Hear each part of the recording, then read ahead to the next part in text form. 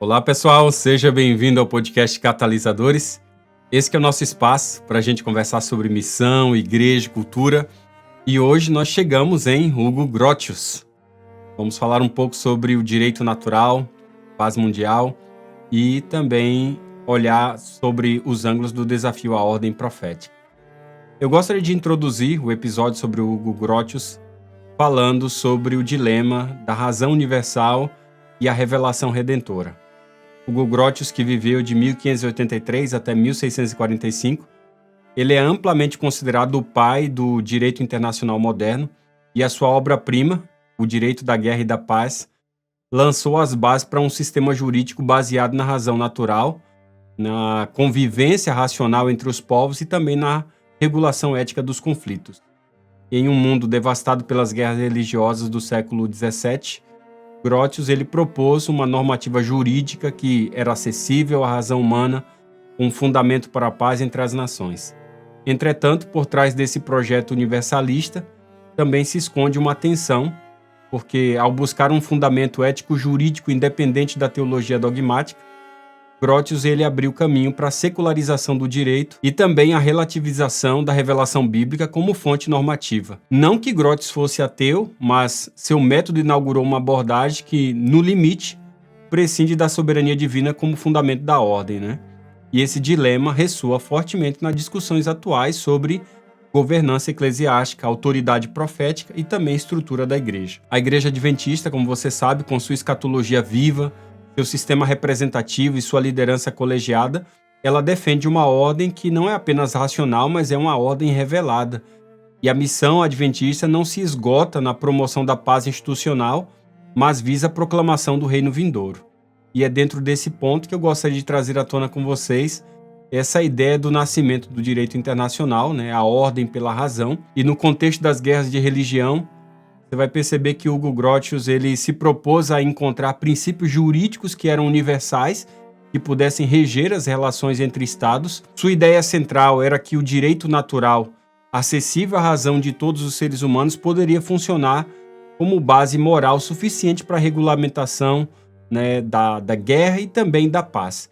E esse direito natural ele precederia qualquer legislação positiva e se assentaria sobre os princípios da preservação da vida, do respeito à propriedade, do cumprimento de pactos e também da justiça distributiva. E Grotius argumentava que mesmo um povo bárbaro, ele poderia intuir pela razão que é injusto matar sem causa ou tomar o que é do outro.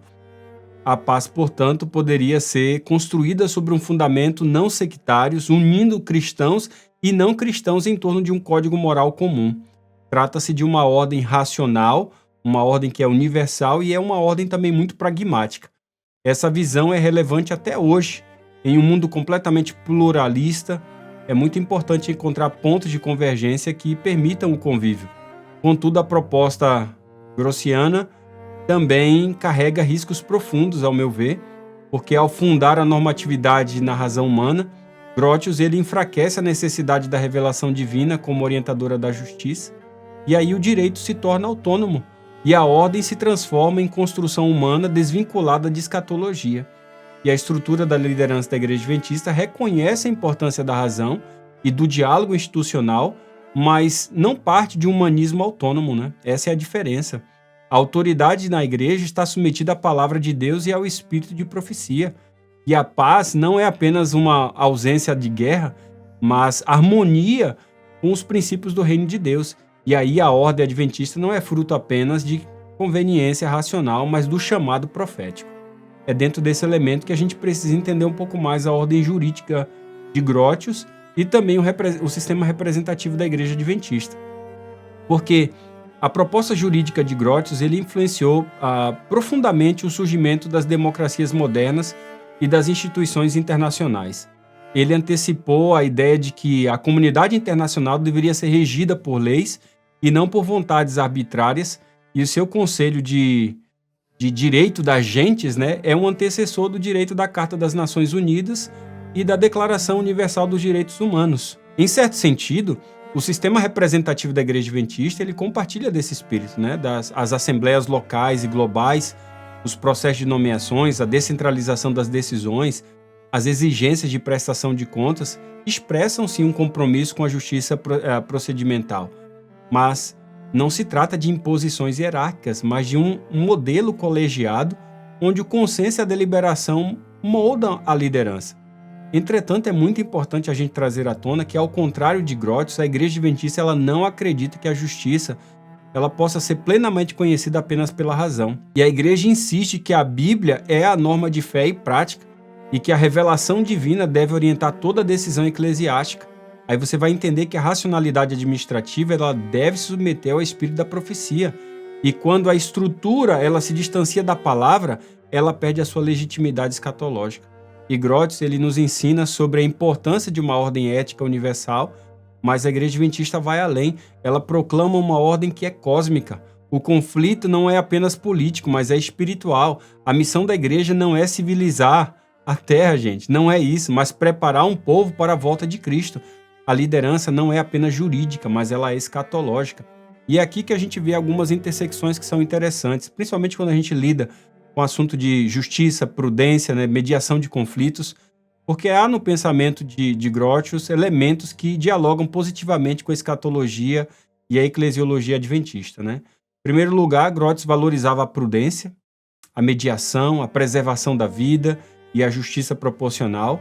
Sua recusa em justificar guerras de conquista e sua ênfase na dignidade de todos os povos indicam uma ética de responsabilidade. Ele também afirmava que a autoridade só é legítima quando serve ao bem comum. Então, a liderança adventista ela deve resgatar essas virtudes. Principalmente em tempos de polarização ideológica e rupturas institucionais, a prudência de Grotius, ela pode sim, eu acredito que pode inspirar uma liderança pastoral que sabe ouvir, que sabe ponderar e que sabe discernir. Então, a mediação de conflitos, o cuidado com a justiça distributiva nas nomeações e o respeito aos membros mais vulneráveis são expressões práticas dessa convergência. Contudo, Grotius ele limitava a fonte da autoridade à razão e ao contrato social. Já a igreja ela reconhece que a autoridade vem de Deus. Ela é delegada pela comunidade, sim, mas ela é conferida pelo Espírito. A missão da liderança não é apenas representar os interesses humanos, mas canalizar a vontade divina. Isso exige espiritualidade, isso exige submissão e coragem profética. É daí que você entende a crítica escatológica, né? Porque o perigo da ordem sem revelação é exatamente esse, porque essa é a maior tensão entre Grotius e a teologia adventista, está exatamente na sua tentativa de fundar uma ordem jurídica como se Deus não existisse. Ainda que tenha sido um cristão pessoalmente convicto, o seu método abriu as portas para uma tradição que progressivamente excluiu a transcendência das bases normativas. Daí emergiram os direitos humanos sem fundamento teológico, a moral laica e o estado neutro diante da verdade. Então, é interessante isso porque a escatologia adventista rejeita essa neutralidade. A história caminha para um juízo, pessoal, e cada ordem instituída será aprovada à luz do reino. A liderança da igreja deve estar ciente de que há um juízo a prestar, não apenas diante dos homens, mas diante de Deus, e a autoridade é santa, a ordem é vocação e o chamado é eterno. E Grotius buscava uma paz baseada na razão. Só que o adventismo anuncia uma paz baseada na redenção. Para Grotius, a história é um projeto comum dos homens. Para os adventistas, é um campo de batalha entre Cristo e Satanás. A ordem adventista é uma antecipação do reino, pessoal. Não um arranjo provisório entre vontades humanas. Essa é a diferença. E é por isso que a gente pode encontrar aplicações proféticas interessantes quando a gente analisa Grotius. E por isso que eu relacionei ele dentro desse rastreado que a gente está fazendo aqui, principalmente quando a gente fala de ordem como testemunho do reino. Porque o pensamento de Grotius pode ser usado como espelho crítico para a gente avaliar nossas práticas eclesiásticas. Há momentos em que a liderança adventista age como se a racionalidade administrativa bastasse. Pelo amor de Deus, gente. Há ocasiões, muitas vezes eu tenho percebido, em que as decisões são tomadas com base na política e não na profecia. E nesses momentos a igreja vive aí o que a gente chama, né, essa ausência do divino. E é preciso reconectar a ordem e a revelação. Isso implica, pessoal, recuperar a centralidade da Bíblia, do dom de profecia nos processos decisórios.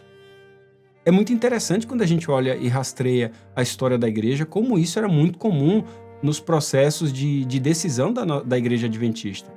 E formar líderes espiritualmente maduros é crucial. né? Líderes que não confundam o pragmatismo com sabedoria. É necessário praticar a justiça com misericórdia, lembrando que a autoridade é para servir, não dominar. É necessário também a gente rejeitar a tentação da neutralidade ética, assumindo aí posições, né, que muitas vezes tem gente que assume posições que não são claras. A liderança tem que assumir posições claras diante da verdade. É necessário, gente, a gente manter a missão como norte, sabendo que cada estrutura deve servir ao preparo de um povo para a volta de Jesus. E eu chego à conclusão nesse episódio sobre Grotius, fazendo uma intersecção sobre ele e o Apocalipse, né? Porque a ordem escatológica é uma resposta profética. E Hugo Grotius, ele quis salvar o mundo da guerra por meio da razão. O seu legado é digno de apreço. Ele buscou a paz, ele buscou a justiça, ele buscou a ordem, mas o seu caminho nos leva até a fronteira da revelação. E aí a razão por si só, ela não pode sustentar a esperança. A ordem sem transcendência se converte em legalismo, gente.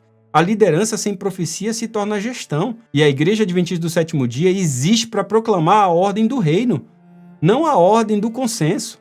Seu governo é representativo, mas sua origem é divina. Sua estrutura é colegiada, mas sua missão é escatológica, pessoal. Seus líderes não são apenas delegados humanos, mas embaixadores do céu. E entre Grotius e o Apocalipse, nós escolhemos o Cordeiro. Pois há um trono no céu, e nele está sentado aquele que é digno. A verdadeira paz não virá da razão humana, mas é da justiça eterna. A verdadeira ordem não será construída pelos tratados. Podem ajudar, mas não será construída por aí, mas instaurada pelo Rei dos Reis. E até lá, pessoal, que a nossa liderança seja profética, nossa ordem seja fiel e a nossa missão seja inabalável. Bem, esse foi o nosso episódio sobre Grotius. Eu espero você no próximo episódio. Um grande abraço e até lá.